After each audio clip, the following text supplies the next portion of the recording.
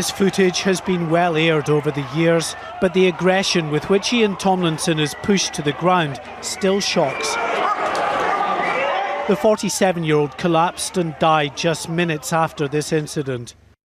For 4.5 years, Ian Tomlinson's family has fought for an official admission that he did absolutely nothing wrong that day. They now have an unequivocal apology from Scotland Yard. Ian Tomlinson's son Paul told me the family can finally move on. The apology answers questions where there's gaps, you know. We've been wanting answers for 4 years, for 4.5 years. It's been a long time. And I think that having a submission to what they've admitted to and what they now know, and letting everyone know the truth that they was lying, I think, you know, we can accept it and move on, you know. Ian Tomlinson had been heading home along King William Street near the Bank of England during the G20 protests on the 1st of April 2009 when he was hit with a baton and pushed to the ground by Pc Simon Harwood.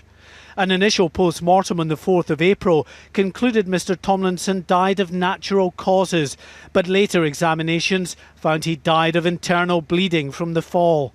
In May 2011, an inquest jury ruled the newspaper vendor was unlawfully killed. But at a subsequent criminal trial in July last year, Pc Harwood was found not guilty of manslaughter. The Met Police then held their own disciplinary hearing and last September fired Simon Harwood for gross misconduct. That paved the way for this compensation settlement and apology. I accept the finding of the inquest that Mr Tomlinson was unlawfully killed. As the jury found, at the time of the strike and push, Mr Tomlinson was walking away from the police line. He was complying with the police instructions to leave Royal Exchange buildings. He posed no threat. Today I apologise unreservedly for Simon Harwood's use of excessive and unlawful force, which caused Mr Tomlinson's death, and for the suffering and distress caused to his family as a result.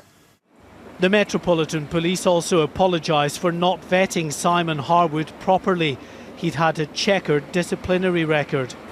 Simon Harwood retired from the Metropolitan Police in 2001 on health grounds, shortly before he was due to face a disciplinary hearing over a road rage incident.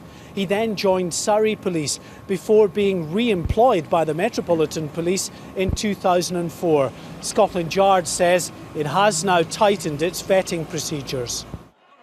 Ian Tomlinson's family say Simon Harwood may have escaped prison, but he'll have to live every day with the knowledge that his actions resulted in the death of an innocent man.